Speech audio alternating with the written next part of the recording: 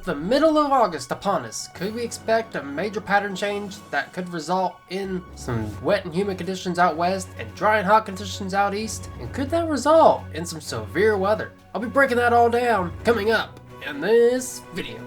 Howdy y'all, welcome back. We'll start off looking at the 500 mobile height anomalies here on the Euro model to determine whether or not we're going to come into a major pattern flip as we head towards the end of August. And it looks like as we head into the middle of August here, so we're going to come into a little bit of a stormy pattern for the middle and eastern part of the country from the 13th through the 15th. So we're going to get a little bit of a break until another round of severe weather is going to be coming through right around the 17th. And then we're going to come into a major ridging pattern as we head into the 20th. And this is when it looks like a major pattern flip is going to take effect, as it looks like we're going to come into some wet conditions out west and some dry conditions out east. Now, could this result in some severe weather? We're going to take a look at radar omega here. And we can see that we do have some severe weather here on the 13th with an enhanced risk issued for much of Missouri and the eastern part of Kansas and the northern part of Arkansas. Now, all hazards are possible here on the 13th with a pretty significant chance for tornadoes with a 5% chance here in the red and a 2% here in the green.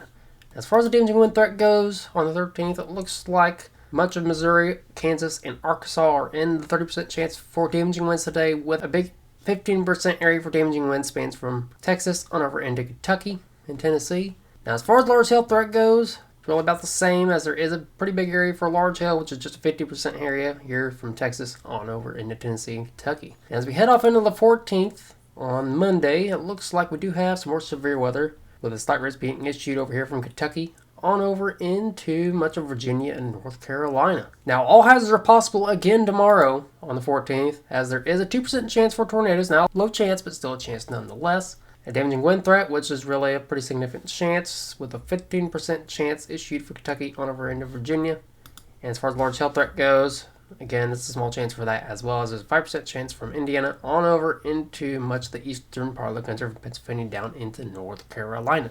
As we head off into the 15th, there's a little slight risk area over here in parts of Maryland, but mainly it's just going to be a marginal risk for much of the east coast from New Jersey on down into South Carolina. And then as we head off into Hump Day on day 4, there is a 15% chance for severe weather, which affects much of Minnesota and the Dakotas. So now that we know that this pattern flip will cause severe weather, and we know the main risks, let's go and take a look at the time frames and when you could expect the worst from this severe weather. Take a look at the time frames. We're going to look at the HRRR model. Keep in mind that this is an Eastern time as well. So push this forward. We're going to be dealing with some early morning showers and thunderstorms with potential hail down here in Arkansas. Like we're going to be dealing with some showers and thunderstorms in the early afternoon hours before it starts to turn severe by right around 6 o'clock. And as you can see, we have some renegade supercells starting to form within the enhanced risk zone. And any of these could turn tornadic today, as there is a pretty significant chance for tornadoes, which is a 5% chance within this zone. And here in a little bit, I'll show you what kind of failure modes we could possibly see. As we know, in the past, we've had some enhanced risk days that have been busts, and there has been some slight risk days that have been pretty active. So we'll take a look at that here in a little bit. As we push forward, it looks like it's going to last all the way through around 10 o'clock before dying off and turning more into a flooding threat as we head into the overnight hours, as there is a moderate risk for flooding. So make sure, if you're out driving on the roads today, if you see a flooded roadway, turn around then. Do not drown. Do not drive through those flooded roadways. And if you live in a low-lying area, please be aware of this as well. It looks like we could possibly expect upwards of 2 to 4 inches of rain within this zone. So again, please be aware of this and turn around and do not drown. And back to the tornadic threat, as it looks like right around 6 o'clock is when our greatest chance of seeing a tornado could be. And let's take a look at significant tornadic parameters. So like right around 6 o'clock to 9 o'clock is when our greatest chance of seeing a tornado could possibly be in this zone. As you can see, throughout that whole time frame, we're going to be dealing with almost a 2 out of 10 on the tornadic scale. And to break this down even further, we're going to take a look at a sounding. Now, as we look at a sounding here, we're going to take a look at if there's any failure modes possible today. Now, it looks like as far as the instability goes, we do have upper 80 degree temperatures with upper 70 degree dew points, a lot of cape. We don't have a capping inversion out there, so we don't have anything to worry about as far as these thunderstorms being suppressed. So it looks like we do have a pretty sufficient atmosphere as far as the thermodynamics go for sufficient thunderstorms, including tornadoes. As far as the kinematics go, we do have some pretty high wind shear out there. Nothing off the charts as far as the kinematics go, as the storm relevant velocity is not that great. But our elevated velocity index is almost at a 5. But still, doesn't look like many failure modes are going to be possible today. But regardless, failure modes or not, you should be on guard just in case that tornado warning does go through today. Nowhere to go, preferably storm shelter, basement, closet. Make sure you have all alerts turned on your phones. And make sure those batteries are fresh on the weather radios as well. Now, other than the tornado risk today, we do have a damaging wind and large hail threat today. Now, let's go take a look at the wind speeds and wind gusts and what you could expect. And it looks like we could be dealing with upwards of almost around 60 to 70 mile an hour wind gusts are possible within the whole 15% and 30% chance for damaging winds today. So just make sure tie down anything you do not want blowing around today, and make sure you bring anything in you don't want damage from hail, as well as that is another primary threat today. So now let's go ahead and push off into Monday, where there is a slight risk for severe weather, which spans from Kentucky on over into Pennsylvania and parts of Virginia and North Carolina. Now again, all passes are possible tomorrow with a pretty low end chance for tornadoes and a low end chance for hail, but the primary threat's mainly going to be damaging winds. So as we push this forward, looks like we're going to be dealing with some showers and thunderstorms through the early morning hours of Monday. There's also another chance for flooding, as well as there is a slight risk, so please be aware of that. It looks like there's going to be a couple rounds of severe weather tomorrow, as there is going to be a QLCS event centered over eastern Kentucky and parts of Virginia. And it looks like over here by Indiana, we could be dealing with some showers and thunderstorms as well, which could result in some large hail, as that is really the only threat over here by Indiana and Ohio. Now, it looks like this severe is going to be lasting through right around 8 o'clock. Through right around 1 o'clock in the morning, we're still going to be dealing with some rumbles of thunder through the overnight hours on Monday into Tuesday. And as we take a look at what kind of winds we could be dealing with, as that is the primary threat, we can see here that we could be dealing with around 30 to 40 mile an hour wind gusts by right around 2 o'clock as the first round starts to move through. As the second round moves through, it looks like over eastern Kentucky, looks like we could be dealing with upwards of around 20 to 40 mile an hour wind gusts. So again, just like on Sunday, just make sure you tie down anything you do not want blown around. And although the hail threat's pretty low tomorrow, just make sure you bring anything in you don't want damage from hail. There is also a low end chance for tornadoes, so let's get into that. And as we can see, the greatest chance of seeing a tornado, I think, is going to be right around 4 o'clock through right around 8 o'clock.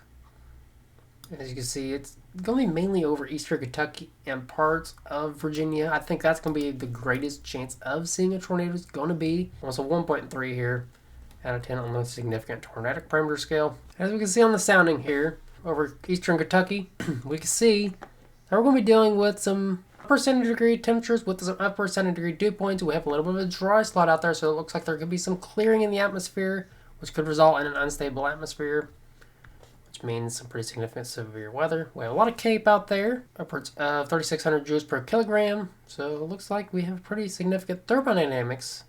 As far as the kinematics go, nothing off the charts or anything. Pretty low EHI, pretty low SRH. Again, just like on Sunday, make sure you are weather aware. Know where to go when that tornado does go through. Make sure you have all alerts turned on the phones, and make sure the batteries are fresh in the weather radios. And as we push off into Tuesday's severe weather threats, we do have some severe weather over here by Maryland, which is a slight risk, with the marginal risk, which spans down into South Carolina and up into parts of New York City is included in that as well. Now again, we do not know what the main risks are going to be just yet, but stay tuned to my little Twitter page. I will have updates on there if anything does change. I'll have a link to that in the description down below. And if you want to see more forecast videos like this, make sure you subscribe down below. Hit the bell notification. Make sure you hit the like button as well. It helps more than you know. We're almost at 200 subscribers, and I'd like to thank each and every one of y'all for watching and tuning in. So as we take a look here at the slight risk zone on Tuesday, we're going to look at the NAM 12 kilometer model.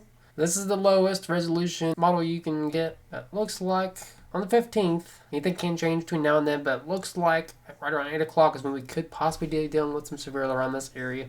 But again, I will keep y'all updated on my little Twitter page down below. Make sure y'all go follow that. And then we focus our attention over here to the 15% area for severe weather, where we're going to have to look at the lightning flash density rate on the Euro model. Looks like right around 2 o'clock through right around 8 o'clock is when the time frames for severe weather on hump day will be, but this is pretty far out. Anything can and will change by then, but it looks like we could be dealing with a pretty significant severe weather today on hump day. So now let's go ahead and take a look at what kind of temperatures we could expect moving forward, as we do have this little pattern flip coming up. Now these are the temperature anomalies. The blues mean below average temperatures and the reds mean above average temperatures. Now, below average don't mean it's going to be cold.